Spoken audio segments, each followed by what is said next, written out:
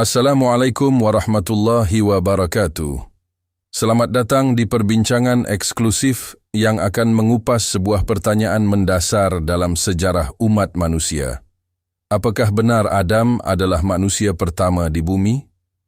Dalam forum kali ini, kita menghadirkan 3 tokoh pemuka agama yang dikenal luas dengan keilmuannya, Ustadz Abdul Somad, Ustadz Khalid Basalamah, dan Pendeta Esra Alfred Soru, untuk menyampaikan pandangan mereka dari perspektif masing-masing. Simak perdebatan ilmiah dan teologis yang penuh makna ini, dan temukan sudut pandang yang mungkin belum pernah Anda dengar sebelumnya. Kalau Alkitab bilang bahwa manusia pertama Adam dan Hawa, bagaimana bisa ada manusia lain sebelum Adam dan Hawa?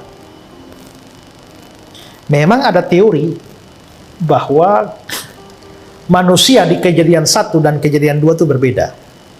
Jadi di Kejadian 1 ayat 26 ya, Allah menciptakan manusia itu menurut gambarnya, diciptakan laki-laki dan perempuan. Nama siapa? Tidak diberitahu namanya.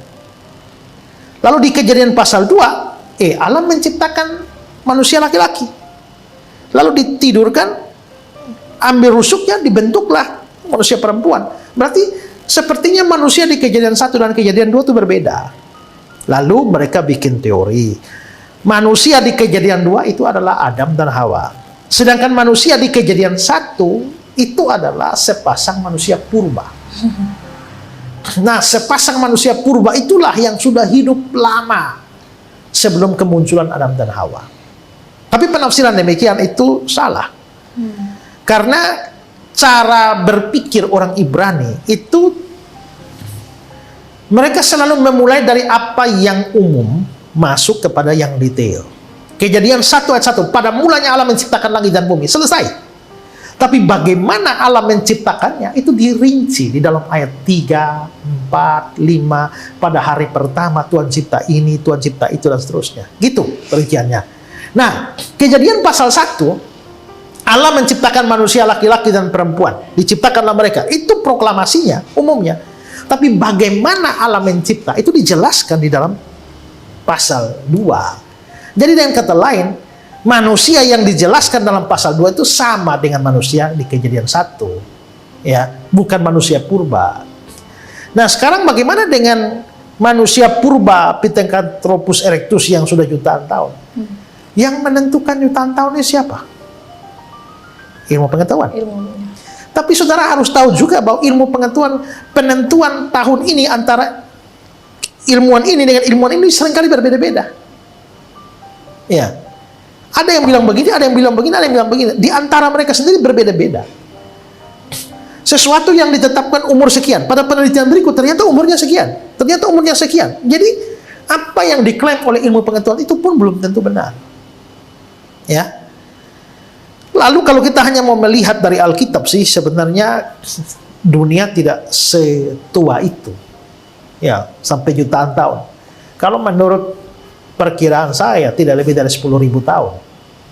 Ya, tidak lebih dari 10.000 tahun kebudayaan manusia ini. Walaupun ya secara ilmu pengetahuan dikatakan berjuta-juta tahun, bermiliar-miliar tahun bahkan. Tapi apa kita, makanya ada orang menafsirkan Alkitab juga yang disebut sebagai gap teori. Gap teori itu mengatakan bahwa di antara Kejadian 1 ayat 1 dan Kejadian 1 ayat 2 itu ada tenggang waktu bermiliar-miliar tahun. Pada waktu bumi belum berbentuk dan kosong, ya, baru Allah mencipta, itu ada gap di situ. Tapi saya pernah bahas itu, gap teori bukan sesuatu yang benar. Yang lain menafsirkan lagi, ada H-day teori, bahwa Tuhan mencipta dalam 6 hari. Tapi hari, Yom dalam bahasa Ibrani itu tidak harus 24 jam. Tapi Yom itu bisa satu kurun waktu yang sangat lama. Hari pertama itu bisa jutaan tahun. Hari kedua bisa jutaan tahun. Hari ketiga, jadi akhirnya dunia ini diciptakan dalam jutaan tahun. Tapi tidak cocok, karena habis Tuhan menciptakan, jadilah petang, jadilah pagi, itulah hari pertama. Ada petang, ada paginya. Bagaimana itu zaman? Jadi itu pasti hari harfiah.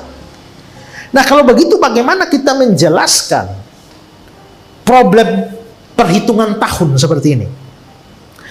Bagi saya Alkitab tidak salah, tapi ilmu pengetahuan juga belum tentu salah. Karena harus diingat bahwa Alkitab mencatat penciptaan yang sudah berumur. Manusia dicipta hari ke berapa? Hari ke-6. Hari ke-6 ya? Ya. Hari ke-6. Tuhan menciptakan pohon-pohon ini. Kalau ada seorang ilmuwan ahli itu yang memeriksa kambium pohon-pohon, dia bilang, wah ini umur pohon sudah 100 tahun ini. Padahal baru dicipta kemarin. Betul. Begitu juga kalau mereka memeriksa kerak bumi, kulit bumi ini, mereka akan menetapkan, wah ini sudah dari kerak bumi ini berumur jutaan tahun yang lampau. Tapi kan baru dicipta kemarin, karena dunia diciptakan bukan dalam keadaan bayi, tapi dalam keadaan dewasa. Jadi kalau ilmu pengetahuan benar, tidak bisa berarti bahwa Alkitab pasti salah. Ya, bahkan ada kemungkinan ilmu pengetahuan salah. Tapi kalau ilmu pengetahuan benar, Alkitab tidak salah, tapi cara kita memahami Alkitab itu yang mungkin salah. Ya, jadi saya kira nggak ada ini ya. Jadi mungkin saja ya dari hasil penelitian ilmu pengetahuan, pertama mereka menetapkan jutaan tahun. Pertama itu belum tentu benar juga, ya, karena berbeda-beda. Ya, kalaupun benar, ya itu dari sudut pandang ilmu pengetahuan, dari sudut pandang Alkitab kan lain. Ya, tapi yang pasti Adam dan Hawa manusia pertama, dan tak mungkin ada manusia lain sebelum itu. Ya. Maka ada satu orang namanya Darwin. Semua orang tahu, ini ilmuwan disebutkan namanya, katanya ilmuwan, gitu kan. Tapi umat Islam tidak akan mengakui dia sebagai seorang ilmuwan, gitu. Tidak perlu diakui. Karena Darwin ini mengeluarkan sebuah statement atau beberapa teori lah ya. Teori-teori termasuk diantaranya manusia dari kerah. Tujuannya hanya menolak ada Tuhan Allah. Tujuannya cuma itu, nggak ada Tuhan, gitu kan. Maka dikeluarkan teori-teori sama dia. Dia buat banyak ilustrasi di bukunya kalau kita baca bukunya. Tapi insya Allah nggak usah dibaca lah, gitu kan. Yang jelas di bukunya dia kasih gambaran hewan udara itu burung-burungan berasal dari hewan darat. Hewan darat dicarilah yang mirip sama burung kadal-kadalan, yang paling banyak di bukunya kadal.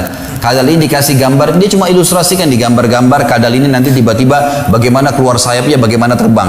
Kadal ini kalau dikasih gambaran dari hewan laut. Hewan laut ini ada ikan yang digambarkan sama dia keluar dari air, sisiknya tiba-tiba rontok, kemudian menjadi kadal, kemudian tiba-tiba terbang menjadi burung, seperti itulah. Dan dia bilang ada beberapa komponen di alam semesta tidak ada asalnya. Di antaranya tanah, api, air, nggak ada asalnya. Jadi kalau murid-muridnya tanya, terus hewan lautan itu dari mana asalnya? Dia bilang hewan udara dari darat dari lautan. Dan lautan dari mana? Dari tanah di lautan, nggak ada asalnya. Begitu aja. Jadi, pemahaman yang dangkal sekali. Tapi banyak orang yang meyakini masalah itu. Di antaranya manusia jadi kerah, digambar kerah yang bungkuk, yang kecil tiba-tiba keluar jadi tinggi, jadi besar, manusia rontok bulunya, jadi kayak manusia kayak kita, gitu kan. Subhanallah, pernah terjadi teman-teman sekalian ribut antara dua kubu nih. Kubu antara orang yang beriman, orang yang mempertahankan pendapat Darwin dari orang-orang ateis, kalau manusia dari kerah, dengan kubu orang Nasrani, bukan Muslim, orang Nasrani di Amerika yang mengaku ada Tuhan Allah. Ribut nih sampai masuk pengadilan, karena ini hampir perang. Dimasukkan di pengadilan, hakimnya bingung gimana caranya memecahkan permasalahan ini. Ini yang diperebutkan bukan materi tapi keyakinan. Tapi hakimnya akhirnya dengan hikmah Allah ya mengucapkan kalimat membuka majelis sekaligus menutupnya.